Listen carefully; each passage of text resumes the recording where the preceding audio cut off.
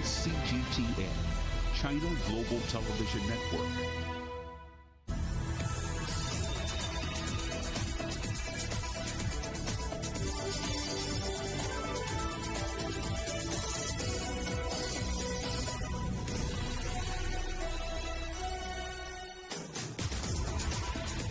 Hello and welcome to Global Business Europe, live from CGTN in London. I'm Paul Barber.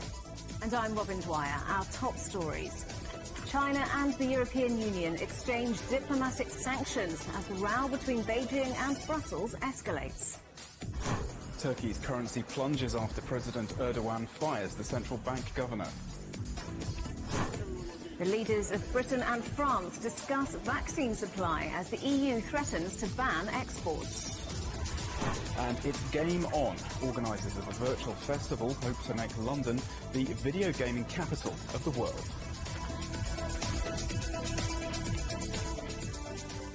Beijing and Brussels have exchanged sanctions in a growing diplomatic row over the treatment of China's Uyghur Muslim minority in the autonomous region of Xinjiang. The EU accuses China of serious human rights violations, but Beijing denies the accusations and hit back at Brussels for infringing its sovereignty. We can talk now to Stuart Smith, who joins us live from Brussels. So, Stuart, China warned of retaliation if EU foreign ministers went ahead with these measures, and now it's followed through.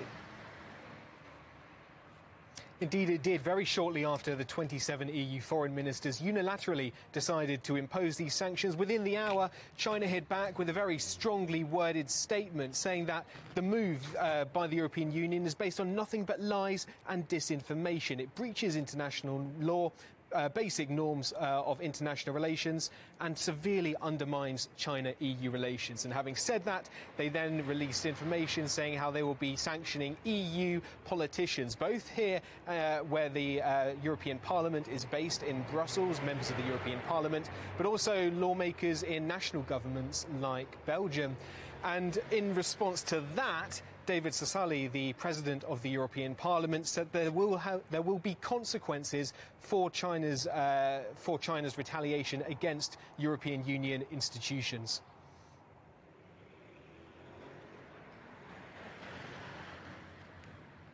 And Stuart, do these moves by Brussels and Beijing mark the beginning of a shift in policy between both powers? Well, sanctions coming from the EU over human rights is a huge change. The last time we saw this was in 1989 over Tiananmen Square. There is, though, you have to remember, only a few months ago there was an investment deal reached with China. So it's not as if relations are completely frozen, but it is new that the European Union is taking such action against China based on human rights and brings the European Union more into line with other countries such as the United States, which last year sanctioned China over the exact same issues. OK, Stuart Smith live in Brussels. Thanks very much. China says it hopes Switzerland will view its development objectively and fairly. The Foreign Ministry was reacting to a Swiss strategy report. A spokesperson said the document recognised China's achievements, but said Beijing opposed its unfounded claims. This document makes groundless accusations against China's political system, ethnic minority policies and human rights development, deviating from basic facts without any basis, to which China expresses its firm opposition. China is opposed to microphone diplomacy and does not accept the so-called human rights lecturer making a fuss in these areas, which is not conducive to the healthy development of China-Swiss relations. The Turkish lira has plunged over this weekend's sacking of the country's central bank chief. Naci Ağbal is the third to lose his job in 2 years as the country grapples with the pandemic. CGTN's Louise Greenwood has more. In currency exchange offices across Turkey on Monday, the boards turned red. The sacking of the central bank governor by a presidential memo in the early hours of Sunday has sent shockwaves through the republic's troubled economy. By mid-morning, the lira was trading down 10% to the dollar at 8.05, its lowest point since Naci Ağbal took charge in November. On the Istanbul stock market, automatic circuit breakers were briefly triggered just before 10 o'clock local time, as falling stock prices left the banking and corporate sector nursing heavy losses. As a shopkeeper, I haven't opened my shop yet at 11 a.m. because nobody will come. Where do you think Turkey's economy is going when the central bank governor is replaced every 15 days for 3 months? I'm very surprised. At this rate, life will be hard.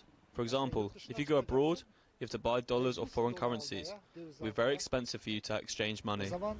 Last week, Abal oversaw a rise in the cost of borrowing of 200 basis points, bringing headline borrowing costs to 19%. The move was welcomed by analysts who saw it as a brave attempt to tame an inflation rate running at almost double the bank's target. But the policy put him on a collision course with President Erdogan, a strong opponent of high interest rates, which he has described as the mother of all evils. With COVID-19 ravaging the economy and the tourism sector facing almost certain collapse this summer, the ruling AKP is once again backing a cheap cash supply to stimulate growth and boost exports. Abal's replacement is Shahab Kavcioglu, a professor of banking and himself a former politician with President Erdogan's ruling AKP party. Moving forward, it is a significant risk regarding credibility, which is why Turkey's credit risk premium is going up.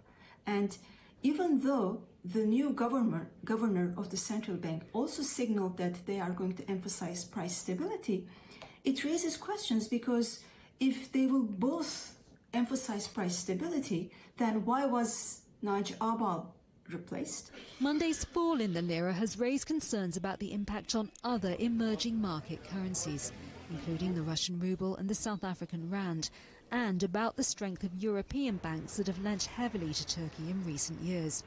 Shares in Spain's BBVA and Italy's Unicredit both fell in early European trading. But with the AKP apparently back in control of central bank policy, the signs are that more rate cuts will soon be on the way, with little respite for Turkish consumers already struggling with the relentless rise in the cost of living. Louise Greenwood, CGTN.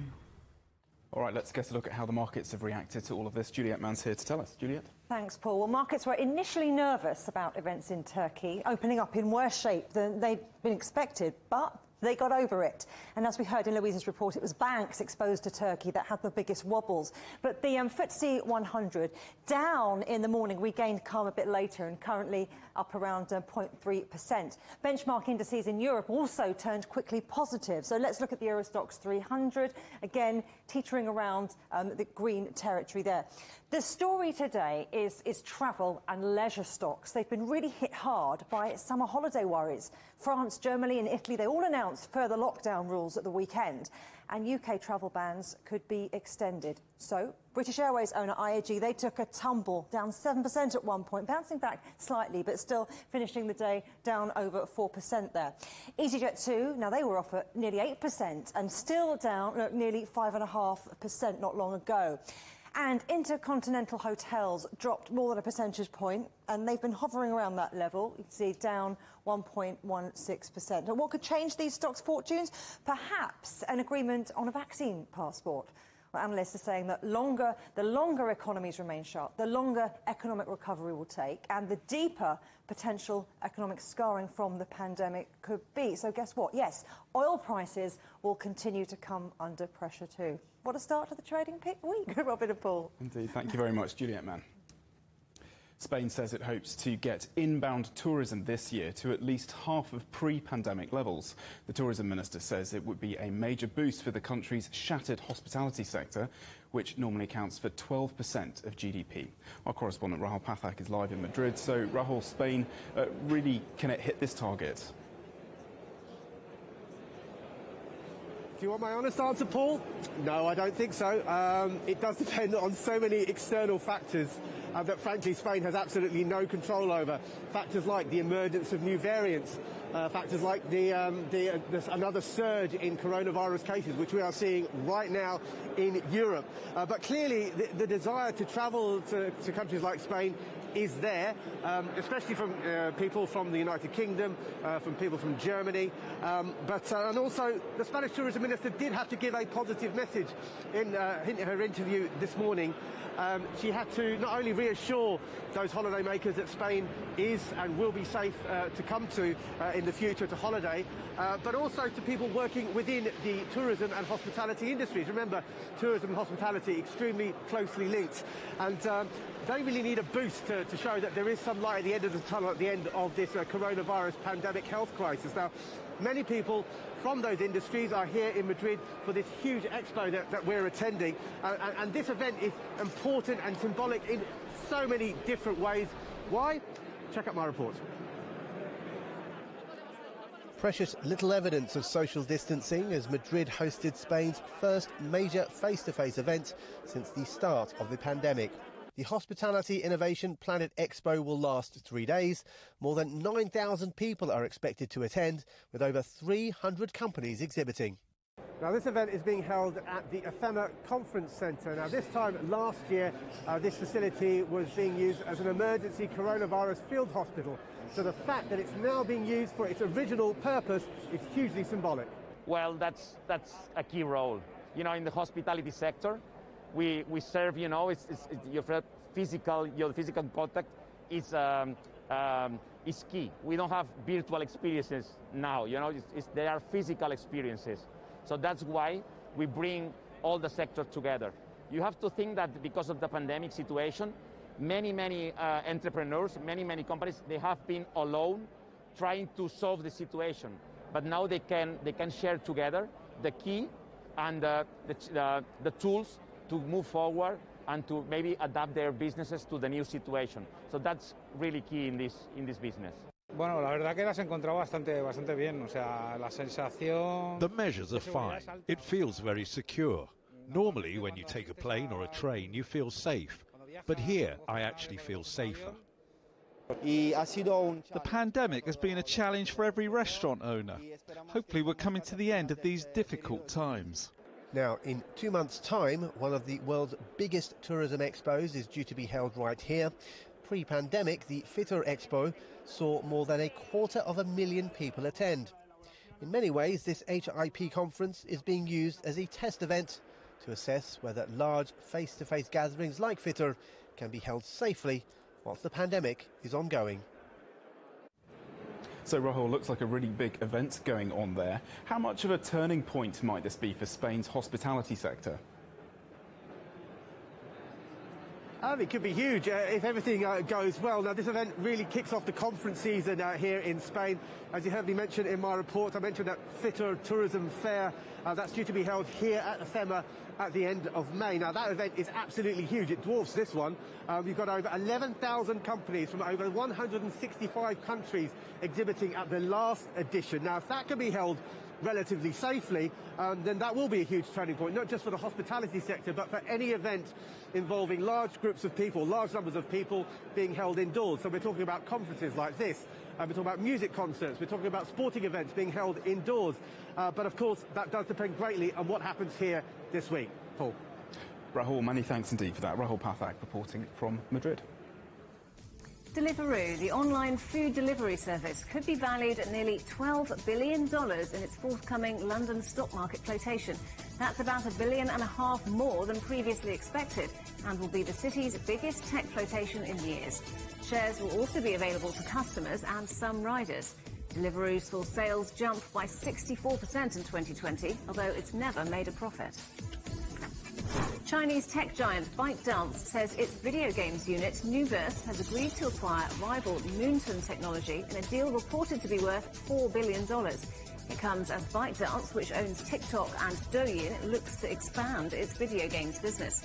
ByteDance declined to disclose how much it spent, but said the acquisition will accelerate Nuverse's global gaming offerings. Amazon's workforce in Italy are on strike. All 8,500 employees in the country started a 24-hour walkout after negotiations between their representatives and the company broke down.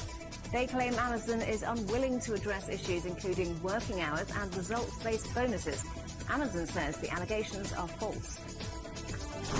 The French subsidiary of IKEA and some of its executives are to go on trial over accusations that customers and employees were illegally spied on. IKEA France has been accused of collecting personal data by fraudulent means and the illicit disclosure of personal information. The company has denied spying on anyone. Still to come here on CGTN. The EU declared AstraZeneca's vaccine safe, but do people still believe in it? We'll head to France, where even the Prime Minister receiving the jab might not be enough to restore confidence.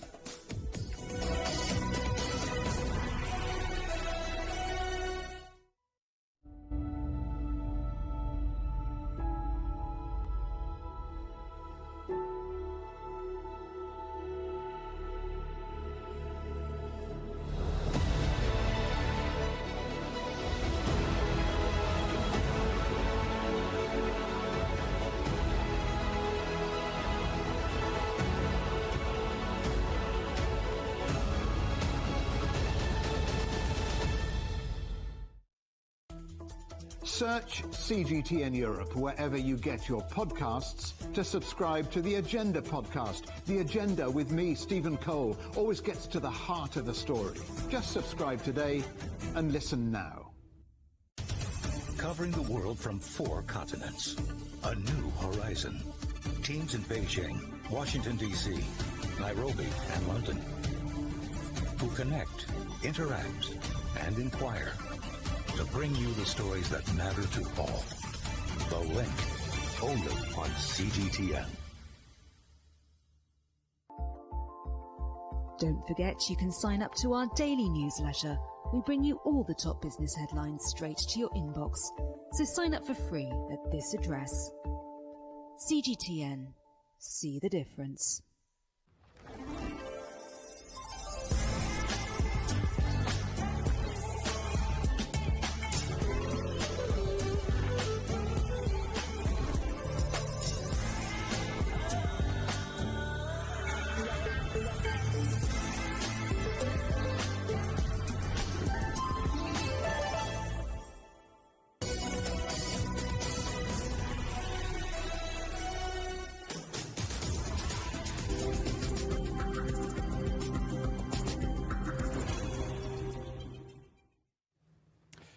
Welcome back. Remember, CGTN is available to watch for free on all major digital platforms, on Smart TV or online, on Roku, Apple TV, Amazon Fire and Android TV.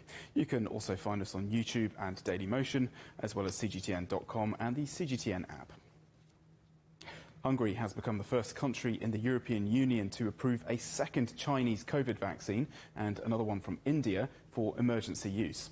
The country has been battling a deadly third wave of the virus, reporting record deaths and rising infection rates. Penelope Liersch reports now from Budapest. It was the Chinese company CanSino that made the announcement on Monday its vaccine had been authorised for emergency use here. The decision was made by the Hungarian National Institute of Pharmacy and Nutrition following Phase 3 trials. The jab is already authorised in China, Mexico and Pakistan. It's the second Chinese vaccine to be approved for use here in Hungary, following the government purchasing extra supplies of Sinopharm and the Russian-made Sputnik V to top up the country's vaccine doses.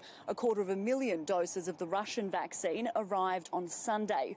Meantime, the India-produced version of the Oxford AstraZeneca jab has also been given approval for use, with the Surgeon General, Cecilia Mueller, telling a news briefing Hungary is in a race against time. It follows record numbers of COVID-19 deaths and hospitalisations in the third wave. The Prime Minister last week using vaccination as a ray of hope, saying the country can begin to gradually reopen and change restrictions once 2.5 million people have had a vaccine. More than 1.5 million have had their first dose so far. If both the new vaccines get approval for mass use by the National Health Centre, it means Hungary will have 7 sources to get vaccines from. It's unclear how and when the government is hoping to buy them. Penelope Liersch, CGTN, Budapest. Britain's Prime Minister is hitting the phones, hoping to keep vaccine supplies flowing into the country.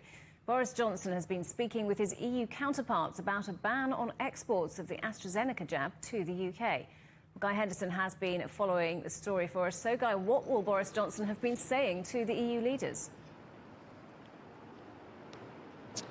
Well, I think he'll have been trying to convince them that a ban on vaccine exports isn't worth it overall, that it risks a potential knock-on effect with other countries potentially then trying to bring in restrictions of their own to secure their own supplies, and that ultimately that might then end up hindering rather than helping the EU's overall vaccine supplies. There's also the question of the potential reputational damage to the EU as a massive trading bloc. I'm sure that is something that the British Prime Minister will have touched on in some of those conversations as well. Most of the phone calls, at least the first round of them, we understand have now taken place with the European Commission President, the leaders of France, Germany, the Netherlands and Belgium. We've heard from the UK Prime Minister in the last few hours as well, talking about how it is a real urgent issue to sort these problems out between the UK and EU now, because there are clear signs of a third wave coming in Europe, and that is something that Boris Johnson believes may well affect the UK as well.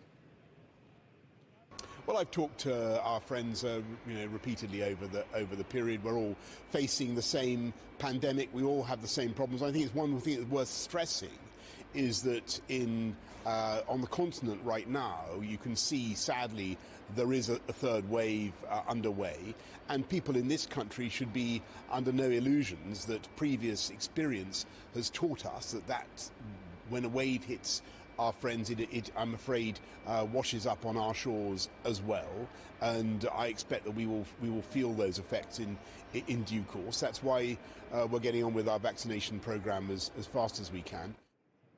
And Guy, how might an export ban affect what has been a pretty successful vaccine rollout for the UK so far? Yeah, the British government's been celebrating what I think is being widely seen as a pretty remarkable turnaround in its handling of the pandemic so far. It's already vaccinated more than offered the first dose of a vaccination to more than half of the adult population. The target is to have offered a single dose to the entire adult population by the end of July. If there was a ban on exports of vaccines coming from the EU to the UK, experts believe that could set things back by a couple of months or so, although reports have been emerging through the afternoon here in the UK of a possible backup plan in the works. The Financial Times is reporting that senior government officials have been meeting with the Indian Foreign Minister as well as a major manufacturing site in India about securing a supply deal from there. There will be a difficult decision for the Indian government to make there as well, though, because they too are facing a surge in infections at the moment, and they too are facing increasing scrutiny about the extent to which they should be exporting vaccines that they make inside India, or whether they should be prioritising domestic supply first. Guy Henderson, thank you very much for updating us. Confidence in Europe in the AstraZeneca vaccine is falling. That's according to a new survey.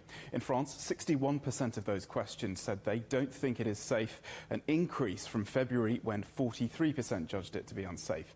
The latest YouGov poll was conducted before the European Medicines Agency ruled that the vaccine was safe and effective after many EU countries suspended it over links to blood clots. Ross Cullen reports from Paris. France has had a bit of a seesaw policy when it comes to the AstraZeneca vaccine, which was originally approved by the European Union in late January. President Macron saying at the time that the vaccine was quasi-ineffective for older age groups, saying that the preliminary results were not encouraging for 60 to 65-year-olds.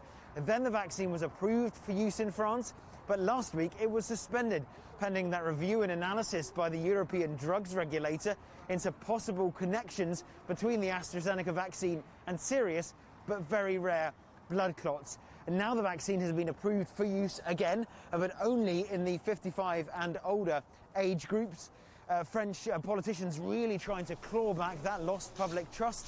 The French Prime Minister, Jean Castex, went on television last week to receive an AstraZeneca vaccine live, a move he said was aimed at restoring public confidence in the AstraZeneca vaccine, specifically in the vaccination campaign and more broadly. Now, that vaccination campaign is on track to deliver at least 10 million people with one dose of the coronavirus vaccine by mid-April.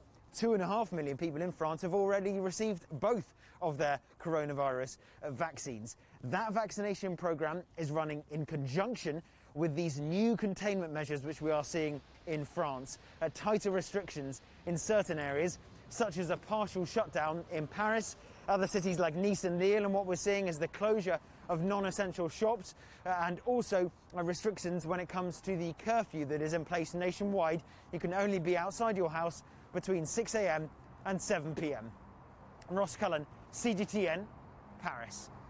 Meanwhile, AstraZeneca is expected to apply for authorization of its vaccine in the United States within weeks. This after results from an American-led trial found that the jab to be 79% effective. Our correspondent Jim Spellman now joins us from Bethesda, Maryland. So, Jim, how is this news being received in the United States? Will it alleviate concerns there? Well, when you look at the data, Paul, as you mentioned, it's quite effective and shows to be quite safe. And this clinical trial of 30,000 Americans, it reflects more or less the U.S. population. There were plenty of older people, and it has racial minorities in it that more or less reflect the U.S. population. So there's a lot of good, strong data here that this is a safe and effective vaccine. But people have been reading these stories about the blood clots in Europe, and there were some neurological issues that popped up and delayed the clinical trial as it was underway here in the United States. Now, researchers have not been able to link any of those events to the vaccine, but still it does raise the question of whether the American public will have confidence in the AstraZeneca vaccine or not. Keep in mind that already about a quarter of Americans say they won't receive any vaccine. Many of those people over fears that these vaccines have not been tested enough. So will AstraZeneca's vaccine being in the mix potentially add to that reluctance? We don't know at this point, but it is something that public health officials have to take into account. Paul? And Jim, will these trial results impact the vaccine rollout program there in the United States?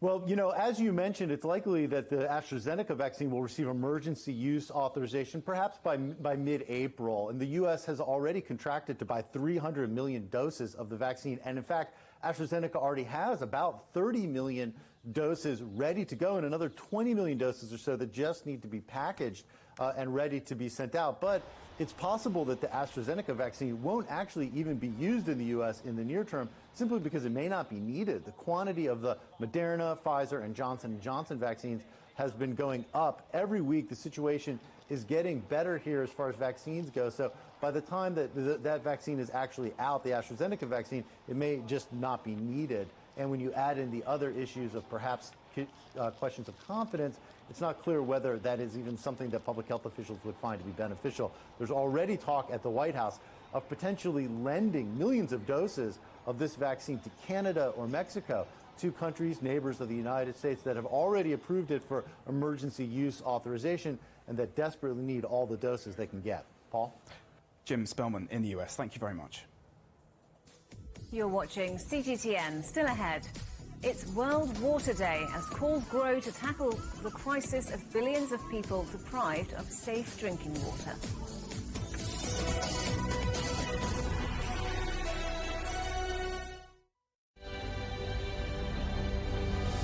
Patient after patient after patient. They take a long time to get better. They're the sickest patients we've ever seen. It's a race against time because we can all see the threat that our NHS faces, the pressure it's under.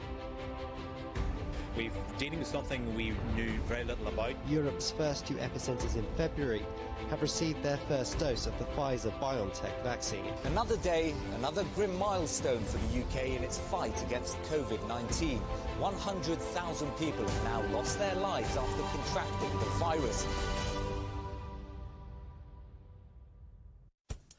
On the agenda with me, Stephen Cole, we look up into space. We look down into data. We look at debt. We look at politics. We look at opioids, climate change. We look at all the issues that really matter around the world. But you matter too. We want to tell the stories you want to see and hear about. Make it your agenda.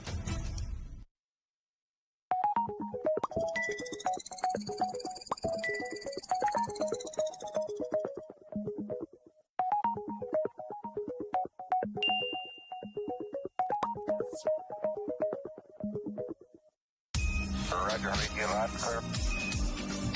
We can try out the wild and crazy idea. Nothing can stop an idea whose time is coming. This idea is coming. I actually feel quite comfortable in isolation. We should all be very busy when we're trying to save the world.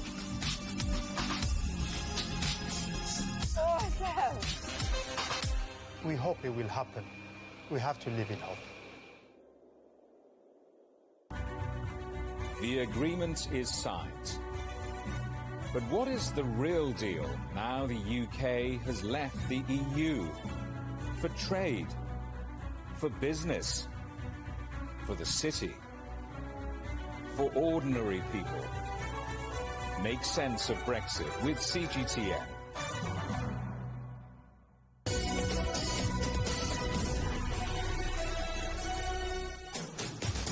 Welcome back to Global Business Europe with Robin Dwyer and Paul Barber. The headlines again. China and the European Union exchange diplomatic sanctions as the row between Beijing and Brussels escalates. In the past few moments, the UK has also announced asset freezes and travel bans against 4 Chinese government officials.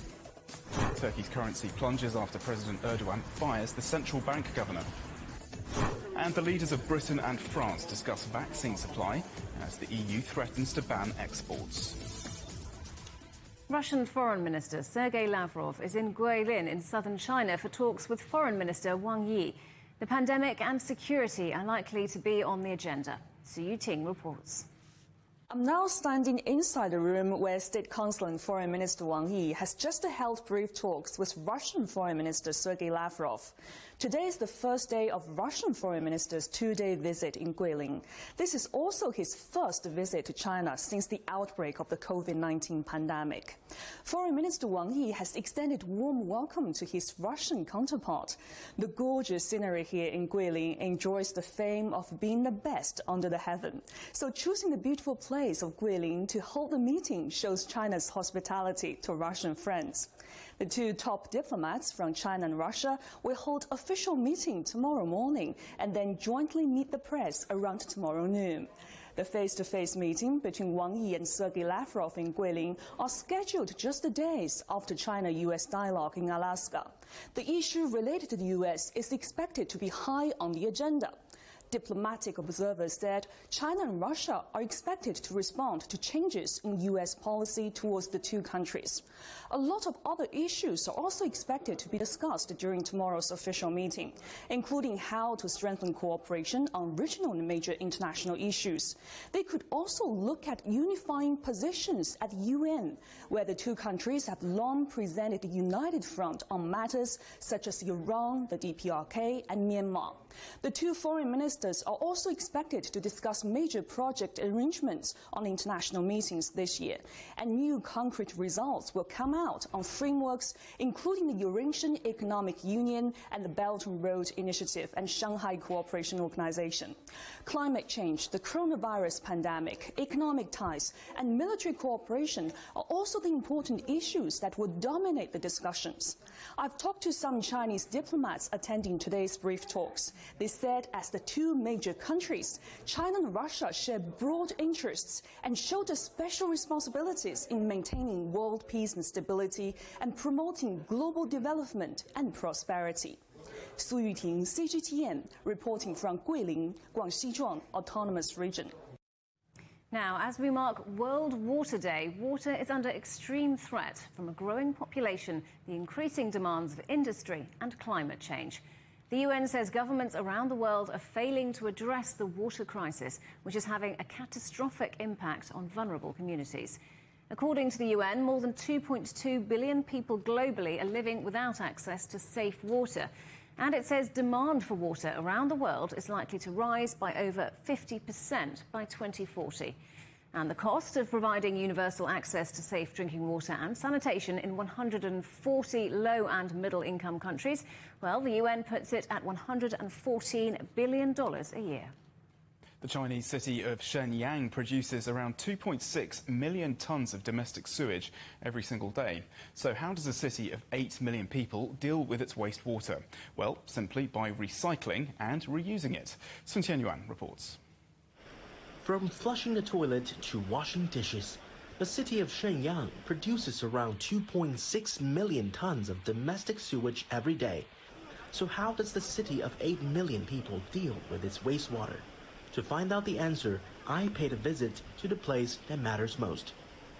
This is Shenyang's largest sewage treatment plant, and every day the facility processes about 700,000 tons of wastewater, accounting for a quarter of the city's total volume. And it's my first time visiting such a place. To my surprise, it doesn't smell at all. So these tanks next to me are called Biochemical Pools, and each contains several microorganisms to eat the pollutants in the water. Currently, there are about 30 facilities like this, both big and small, across Shenyang. They function like the city's kidneys, filtering and detoxing the waste before discharging the water into local rivers. We use microorganisms in activated sludge to decompose the pollutants into environmentally friendly materials such as water and carbon dioxide. Then the clear fluid is further proceeded until it reaches national level 1A discharge standards. Shenyang's environmental protection authorities have been keeping tabs on water quality over the years, with tougher regulations put in place. Many rivers were polluted for a long time in the past, but after years of full-on effort and hard work, our city's water quality has improved significantly. By the end of 2020, water quality tested at all 17 checkpoints on the major rivers had all reached standards. Like many cities in the north, Shenyang relies heavily on clean water amid chronic shortages to continue its social and economic development. The city is now making use of reclaimed water, starting within its own sewage treatment plants. The Shenyang South Sewage Treatment Plant mainly reuses recycled water in its daily productions, including our solutions and washing equipment, as well as flushing the toilet and other non-contact applications. So far, the facility can save around 1.2 million tons of water annually simply by recycling and reusing it. Authorities say they're planning to channel the rest to dried up river branches in order to help bring balance to the city's aquatic system. Sun Tianyuan, CGTN, Shenyang, Liaoning Province. Well, joining us now on the programme is Kala Vaira Varmulti, who's the Executive Director of the International Water Association. Thanks very much indeed for being with us today. So current figures suggest that 2.2 billion people currently have no access to safe water. Is any progress being made on tackling this issue? We are making progress, and I would say in relation to water supply, we have some 800 million people who lack basic access to water services, but like you say, the bigger number is really the people who don't have access to safe water. I think the bigger challenge is around sanitation, and the Sustainable Development Goals address both water supply and sanitation. And with sanitation, we have something like 4 billion people who don't have access to sanitation, and I think more of the effort has to be focused on sanitation. And of course, used water or wastewater, which sanitation deals with, is potentially a water source. So if we treat that and manage that well, then we will be replenishing our water sources, which then allows us to improve the access to drinking water for others.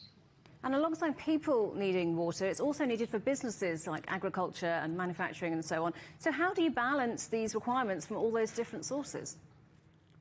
Well, of course, without water, businesses would fail. Water flows from, requirements from the fields that sort of grow the raw materials. It supports the complex supply chains and also the manufacturing facilities that businesses need. So there is really a big important. I think with businesses now, they recognize that water security is really a material risk. And when you look at the entire water cycle, 70% of water is consumed by the ag sector, the agricultural sector, 20% is consumed by the industrial sector. And what you're seeing developing and emerging is really people having a much more systems view, where they see the potential for the transfer of benefits from one sector to the other. So in big countries like India, you find the city is almost like the sister or the brother to the ag sector. So water that's being used by the city is then being utilized by the agricultural sector for growing crops because it's nutrient rich.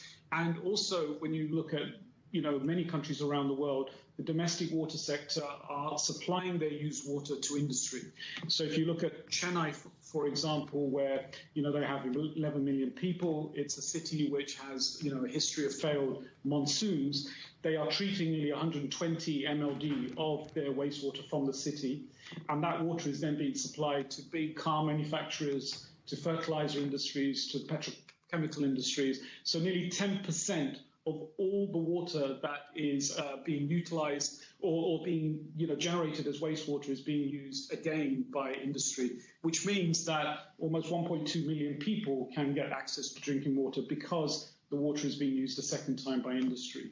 And cities like Chennai are really trying to increase that to sort of 20%. So this idea of recognizing that one sector can support another sector, and there are these sort of positive transfer of benefits between domestic wastewater, the agricultural sector, domestic wastewater, and the industrial sector is the way in which we're moving. And I wonder if, briefly, you could just talk us through what impact climate change is having on people's access to water. Well, climate change, its impact is variable, but generally you would view it as affecting the water availability in a negative way. Also, of course, there are greater frequencies of extreme events which have, threats to our infrastructure systems. I think, we think about climate change, but there are also big challenges around population. We're adding something like 155,000 people per day to this planet, of which 90% live in developing countries. 90% of those people are in urban areas where we don't have infrastructure. And these populations are not just growing, but they're growing up. Their standards of living are improving. So the rate at which they're utilizing water is increasing. So on the one hand, you've got the numbers of people increasing. You've got the rate at which they utilize water increasing. So the demand is increasing. And on the other side, you've got climate change, which is reducing the availability of water. So what you have is this huge supply-demand deficit challenge into the future. And people are predicting that, we will be something like 40% water deficit by 2040. So it's really, 2030, I'm sorry. So it's really it's like a double whammy. On the one hand, supply is reducing, but on the other hand, demand is increasing very, very rapidly. OK, Kala Vaira-Valmurti, thank you very much indeed for speaking to us today. Well, thousands more people have been evacuated from the western parts of the Australian city of Sydney as the area is battered by the worst flooding in 60 years. 3 days of rain have swelled rivers across the country's most populous state, with more rain forecast. Greg Navarro reports. A year ago here in Sydney, we were dealing with a water restriction. Bushfires were raging across much of the state, in fact, into Queensland and parts of Victoria as well.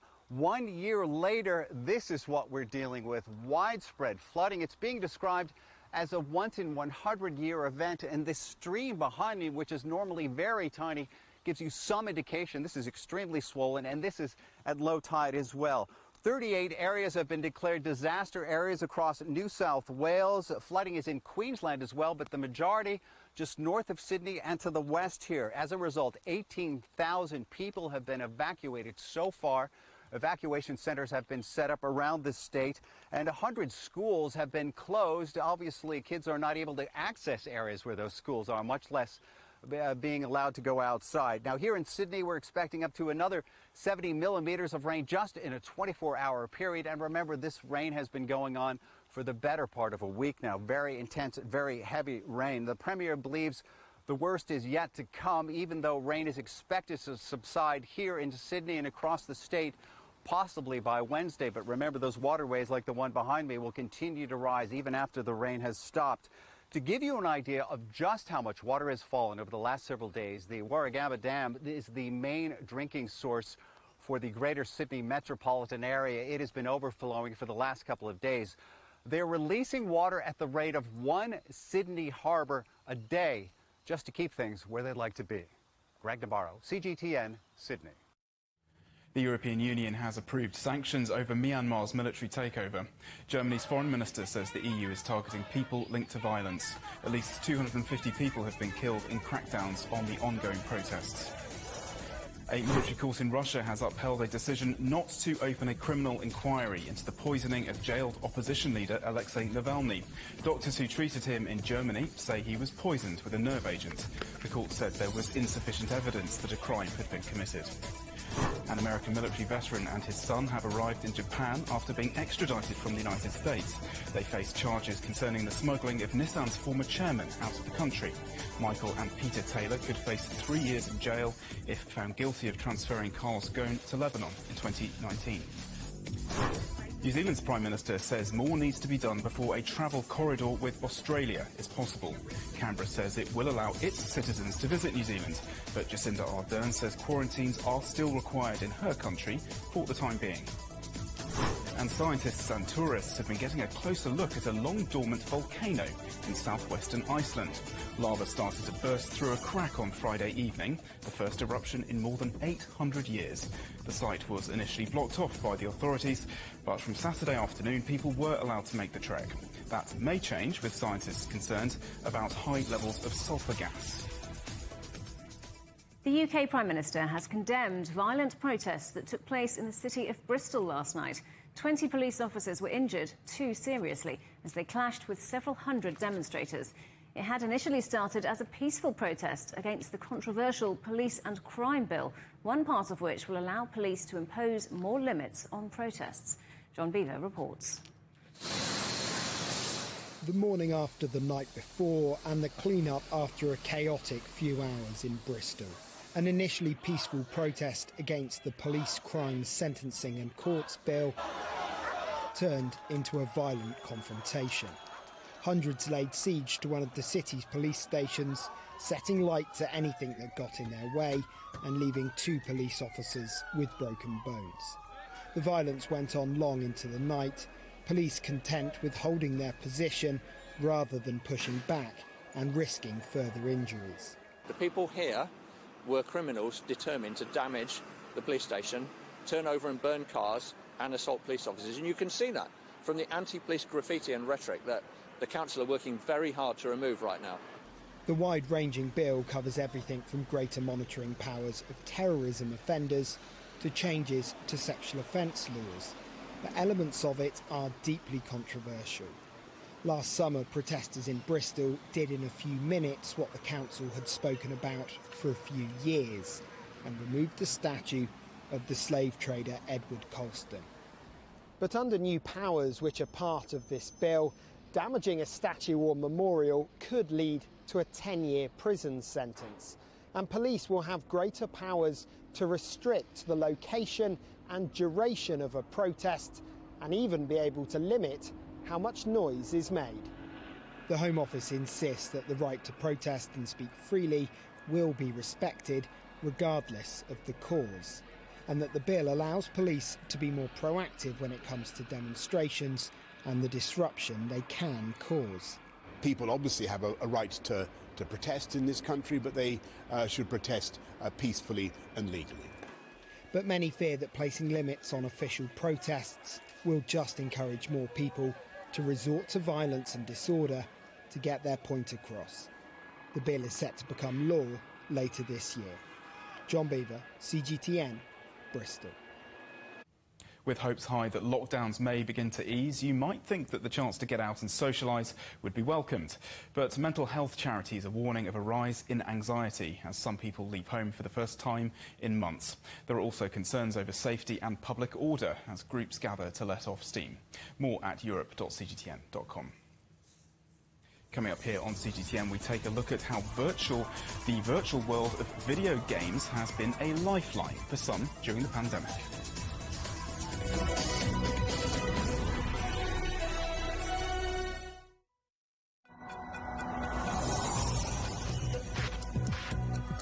Each day, there are millions of stories.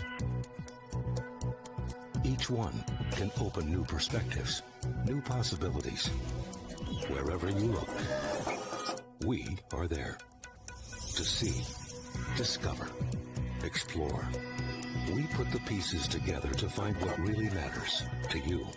All around the world, all around the clock. Our reporters are at home across the globe. From our headquarters in Beijing and production centers in Washington, Nairobi, and London, China Global Television Network. Stories from across the globe, reaching people across the globe. CGTN. See the difference.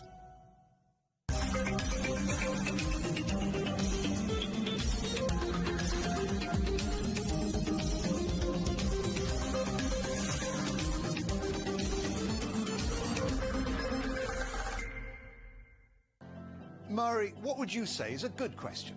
Stephen, I'd say it's one where there's always more than one answer. The Answers Project is a new podcast series from CGTN Europe.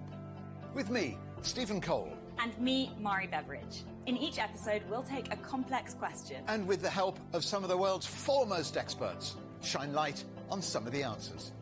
So join us for The Answers Project. Available wherever you get your podcasts.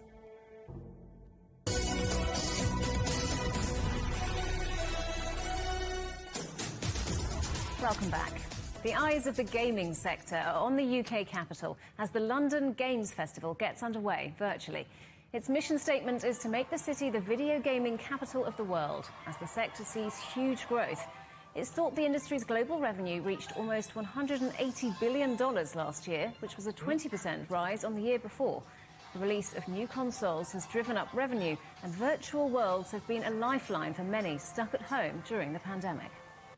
And for more on this, we can speak to George Gigiashvili, who's a gaming expert at the consultancy firm Omdia. Thank you very much indeed for joining us. So what were the key drivers of the boom in gaming last year? Well, there were several, and pandemic, of course, was one of the main ones. As you reported there, we saw 30% increase in revenue in UK, which is about $10 billion US. And one of the biggest reasons for that growth is because of the social nature of gaming. So over the past 20 years, the games have evolved to place connectivity and socializing at heart. So this basically resulted in games becoming even more valuable for us during the lockdown periods. And it can be done remotely, right? Exactly, and that's the key here. And what's notable about the UK market, particularly here? How's growth been in the UK? So growth has been impressive because UK is one of the top 5 game markets in the whole world. It's behind only China, US and Japan. And UK's got a long history with video games, be that with games development, with the likes of Grand Theft Auto and Fall Guys being developed in UK. And of course, UK has been one of the pioneers in home computing. So there's a long history going back with video games in UK. And in terms of platforms for gaming, which are the most popular and which newer ones have you got your eyes on? Well, unsurprisingly, the biggest one is the most accessible one, which is smartphones. Anyone with a smartphone is potentially a gamer because at the tap of a button, you have access to thousands of games. And that actually played a big part in this boom last year and beyond. And in terms of the interesting platforms, of course, we've got the next generation consoles from PlayStation and Xbox. But one area which I think is very interesting is cloud gaming. So cloud gaming enables anyone with a good internet connection to play kind of console-grade games on your smart TV or on your smartphone. And George, how do you think the industry will keep us hooked after lockdowns are lifted? You know, how can we, once we can go out and socialise again, do you think people will put down their smartphones and consoles? Well, I think it's reasonable to say that there will be a decline in growth. And I think that's just market kind of correcting itself. But we still are expecting to see year-on-year growth in absolute value terms. So if we, for example, look at the total value of video games globally, in 2020, it's about $186 billion. And that's going to grow to $194 billion next year. This year, 2021, and this will grow to, over the next 5 years, this will be a $220 billion industry. George Gigiashvili, great to talk to you. Thank you very much indeed. 2 Chinese reality TV shows focusing on the country's boy bands have started their latest seasons, and both have changed their format and adapted to new trends. CGTN's Xu Xinchen looks at the future of the entertainment and media industry in China. Every year, hundreds of thousands of dream chasers audition for reality talent shows in China. Of course, I want more exposure on a bigger platform. Yet, the exposure does not necessarily translate to a job starting a career. This is 28-year-old boy on second try in a musical group reality show. In 2018, he took part in a similar show, but did not make it into the final round. After that, life wasn't easy. I almost quit my job as a performer before auditioning for the show.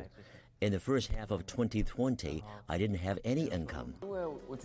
If a day comes when someone tells me I can't perform anymore, I wouldn't know what to do. 19-year-old Li Mo has spent almost a decade training to become an idol. These young men taking part in the show have to spend 3 months living, training, and competing with each other.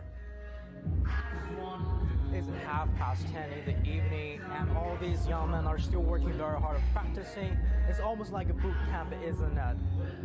And all these young people with a different background, but here for one purpose, to become an idol. China's 2 largest group survival reality shows, Idol Producer and Trump, debuted back in 2018. Since then, they've garnered a huge following. For the show's producers, it hasn't been easy getting there. 在我看来，我觉得对于宗恩代来讲，他的解决办法 In my opinion, for a variety show to stay afloat, it needs to find a way to incorporate current societal values and help viewers find a solution to any adverse situations they might currently be facing. And for artists seeking a bigger stage to shine, it comes back to how to wow these viewers. For every hit show, not all participants will rise to fame. It all comes back to yourself, how hard you try and how talented you are. Depending on the platform alone won't bring you anything. Finding a balance isn't easy. A balance between life and performing on stage, being an idol. But behind it all, there's also a lot of profit. China's entertainment and media industry is estimated at over $300 billion US, and it is still expanding faster than the global average. Yet, show producers say they are concerned. While the market is good, how young viewers take in the spectacle, how they take everything in, is another thing to watch out for. I am Xu Xinchen with CGTN. And finally, I am excited and hope the world likes my artwork. I hope that people like my work and that humans and I can collaborate in new and exciting ways going forward. Sophia the robot won't have to wait much longer to see if humans like her work. One of her pieces will go up for auction on Wednesday as Sophia takes part in the latest craze, selling digital art. It's believed to be the first such sale a piece created jointly with artificial intelligence has happened. The headlines again. China and the European Union exchange diplomatic sanctions, with the UK also announcing asset freezes and travel bans against 4 Chinese government officials. Turkey's currency plunges after President Erdogan fires the central bank governor. And the leaders of Britain and France discuss vaccine supply as the EU threatens to ban exports. And that is Global Business Europe. Thank you so much for watching. More on all our stories at europe.cgtn.com and follow CGTN Europe on Twitter, Facebook and Instagram. We're available to watch on smart TV apps such as Roku, Apple TV, Amazon Fire and Android TV. You can also find us on YouTube and Dailymotion as well as CGTN.com and the CGTN app. We'll see you again tomorrow, same time, same place. From all the team here in London, goodbye.